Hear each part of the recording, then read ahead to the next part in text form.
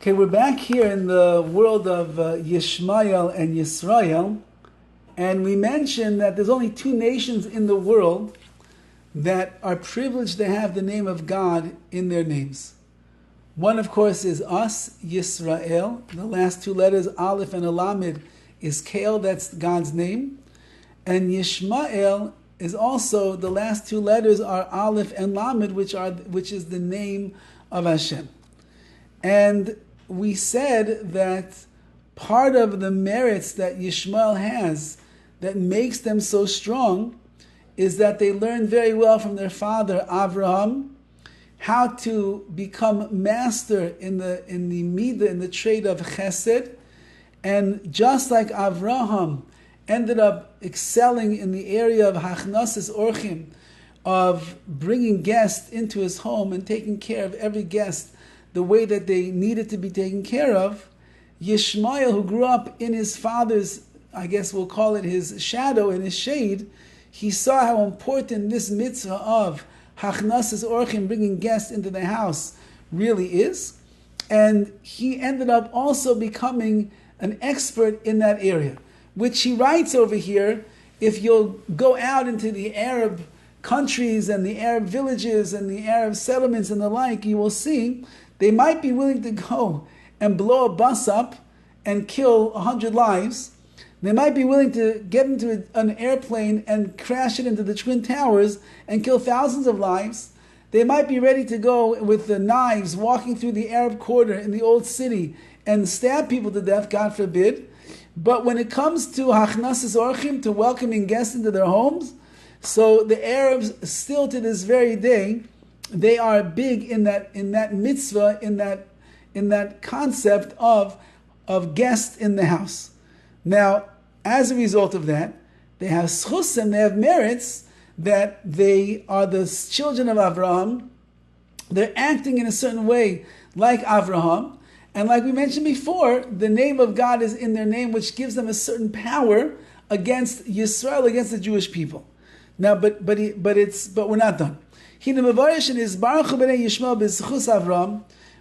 then that the Yishmael has been blessed in the merit of Avraham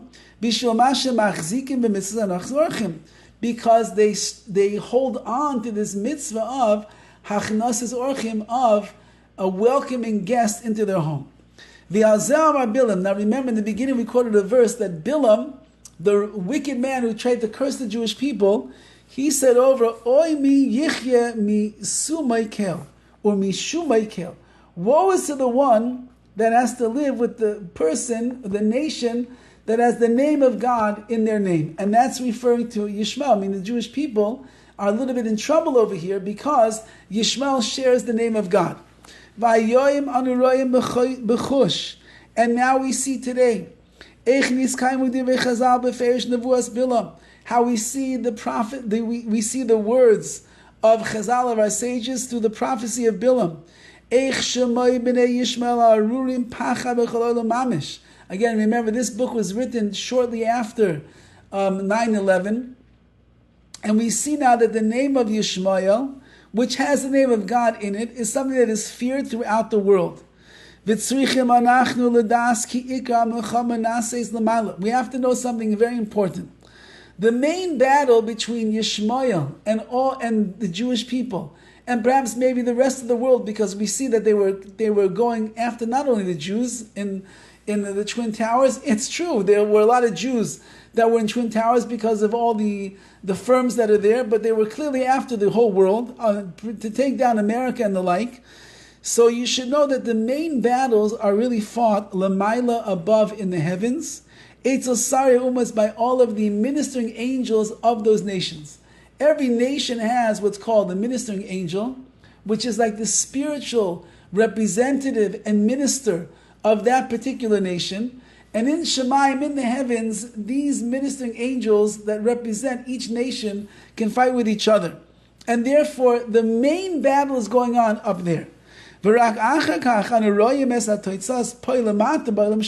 then afterwards, we see the results and the effects of those battles going on up there. So meaning if Yishmael will have the power to override or overcome the Jewish people, if they will have the power to cause us pain and destruction and suffering, it must be because somewhere up there's a weakness that the Jewish people have in the spiritual realms, and therefore it's playing itself out down here in the physical world. Since that Yishmael is getting merits because of their acts of kindness, that means that we down here in this world must strengthen ourselves in our acts of chesed as well. The chesed shalam Yisrael, because the chesed of the Jewish people, mekablei Torah, those of us that we received the Torah, hu b'madrega elyoyne gevoya upenimis yoiser michesed shalahem. Our chesed that we do, the way that we care for our fellow Jew, the way that we care for our youth, for our children, for our spouses, for our guests, for our friends, for our neighbors, the way that we do for others, because that we are such a holy and a precious nation, our chesed far outweighs the acts of kindness of the wicked nation of Yishmael, who on one hand could open up their doors for a guest, on the other hand they could chop off the head of their enemy just like that, without any care and any regret in the world. So therefore we have to know that if Yishmael continues to do chesed, the way to combat the chesed of Yishmael is that we have to excel and we have to elevate ourselves in our chesed, and our chesed is much greater than theirs. I want to add something else, he writes. Since that they are given a koyach, a power, because the name is Yishmael, which means that they have God's name in their name, so that gives them power in and of itself.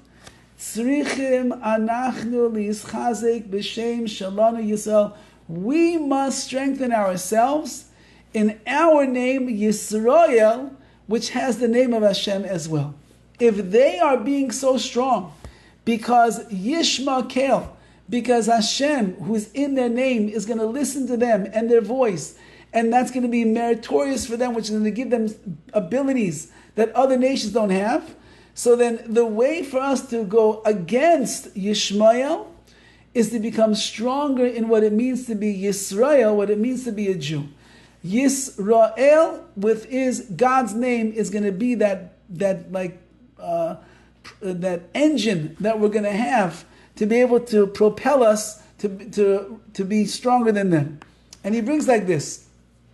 If you look inside the Torah, so the Torah tells us about the battle that Yaakov Avinu had with the angel of Esav one night, and he can't really beat him until he bangs him on his thigh and he damages him. But at the end of the day, it's considered that Yaakov Avinu won the battle with the Malach, with the angel. And we know that his name goes from Yaakov to Yisrael. He says, you're no longer called Yaakov.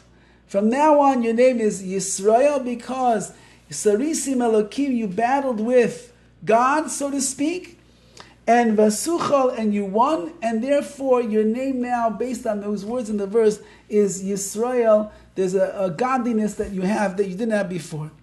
Now the Rabbeinu Bechaya, who's one of the famous commentaries on the Chumash, says a very, I guess we'll call it a mystical explanation of this.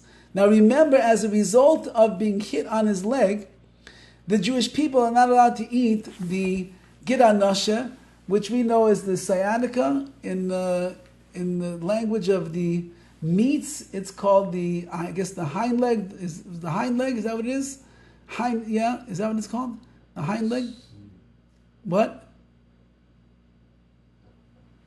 I think it's called the hind leg, which is it's still chipmunky. That I'm sorry. It's called the sciatica. It's called the hind leg. No, not. But it's not the sinew. That's the kind of meat that we can't have. Is the filet mignon? Yeah, something like that. Okay. Anyway, So V'amar. So the Rebbeinu Chai says, again, this is a Kabbalistic idea. We'll try our best to be able to understand and explain it. Achrei chen, after the battle, and his leg was damaged, but he was named Yisrael, which means he went to a new level of godliness, of spiritual greatness. Lo yoichlo b'nei Yisrael eskir anoshe. The Jewish people can no longer eat the gid anoshe. They cannot eat this filet mignon, whatever that is. Perusha, the sciatic nerve over there. Perusha, what's the reason? Why is that commensurate? You just went to this high level. You're called Yisrael. You got whacked on the thigh over here. Now you can't eat a piece of meat from the thigh. Why not? Levisha nefesh hasichli zroy shetimshach achar seichel hapoyel. The spiritual sichli, the soulful mind, so to speak, is going to be drawn after the seichel hapoyel. Is going to be drawn after the actions that are done down here in this world. Lo yisasku talmidei Yisrael be'inyan hatayva zagashmiyos, and therefore a Jew, it's not fitting for a Jew to be drawn after the physical desires of this world, she'im shel gid anashe, which are found specifically in this gid anashe, in this piece of flesh on the animal. Shesham Yaakov mora al hashiflus. Sheshem Yaakov mora al hashiflus. The name Yaakov shows the lowliness of Yaakov. And that's more where he was more entrenched and involved in the physical world. The Shem Yisrael, but the name Yisrael, the name Yisrael shows the loftiness and the rulership, and on his desires for more spiritual, lofty things, and for those much more spiritual, intellectual ideas that are separated from the inertia and the lowliness of the physicality of this world. Ayin Sham, take a look over there. Hativ, good, in the words of the Rabbeinu Bechaya, and maybe Bechol Advam, in all of his words, maybe we'll understand better. But basically, what he's writing over here is that once that Yaakov wins the battle with the angel, he's called Yisrael. Yisrael means he's on a higher level of existence, where his whole essence is all spiritual pursuits. The Gid Anasha down here in this world, which is the thigh, which apparently he's learning out is an area of taiva, of desires and base desires, of physical things, pleasures in this world, that's no longer for the Yisrael, for the Jew who's on an elevated level. Maybe when he was Yaakov it was okay, but now that he's Yisrael, he's on a higher plane of existence, it's not okay. And therefore he writes, the Maharal writes, the Yisrael Yesh Maila, the Jewish people have a Maila, we have a very high status. Shem B'nei Elokim Yosem Mikol, we are godly creations, godly people, much more than all the other nations of the world. And if we would be complete in our levels of angelicness, how you come on malachim and we would be completely like angels. Because that we are Yisrael, that means that we have distanced ourselves from the lowliness of this world, and there we departed from our involvement in the chaymen, in material physicality, and therefore we're ascending more and more and more and more and more into the spiritual realm. Yes, this is lofty stuff, and he says like this, V'alkein therefore choiv aleinu, it is obligatory upon us, lischazek beprisha mitanugei olam hazeh, to distance ourselves from too much pleasures in this world, ulischazek b'esek haTorah, we have to become stronger in the learning of Torah. The only way that you can learn more Torah is if you detract some of your pleasures in this world. If a person is pursuing too much of the pleasures and the enjoyment and the delicacies of this world, it's very hard to learn Torah because they're at odds with each other. The Torah is difficult to understand. It takes a lot of work and a lot of effort to get into. And it's a very spiritual endeavor that a person is pursuing. And therefore, if there's too much of the physical world in the person, too much pleasures always on their palate, so then it's hard to leave that world and go into that world. So he's saying over here that just like by the Gid Anashe, we limit the Gid Anashe, we limit those desires, because now that we are Yisrael, and Yisrael is the one that is always pursuing more spiritual heights in our lives, so too the same thing by us, we have to try to do our best to pursue the spirituality, and even if it means cut out some of the physical in order to go to march to the beat of a higher drummer, which is HaKadosh Baruch Hu.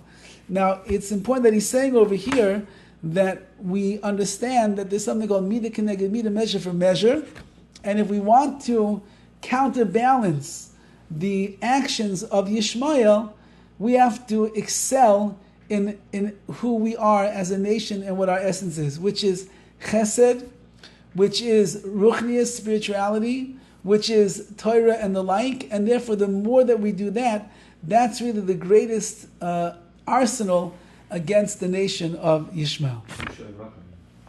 Racham, yes, and mercy, and the like. Okay, we're gonna hold it over here. We'll hold it over here, and we'll see as we go on a continuation of this idea next time, God willing. Okay, stay dry, everyone, and we'll see you on Wednesday. Thank you. Pleasure.